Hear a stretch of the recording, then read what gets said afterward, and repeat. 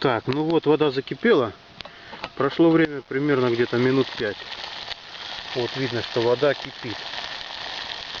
Очень хорошо кипит. Значит, сейчас у нас будет чай. Ну все.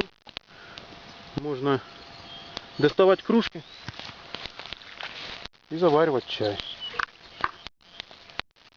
Котелок можно снять, поставить где-нибудь.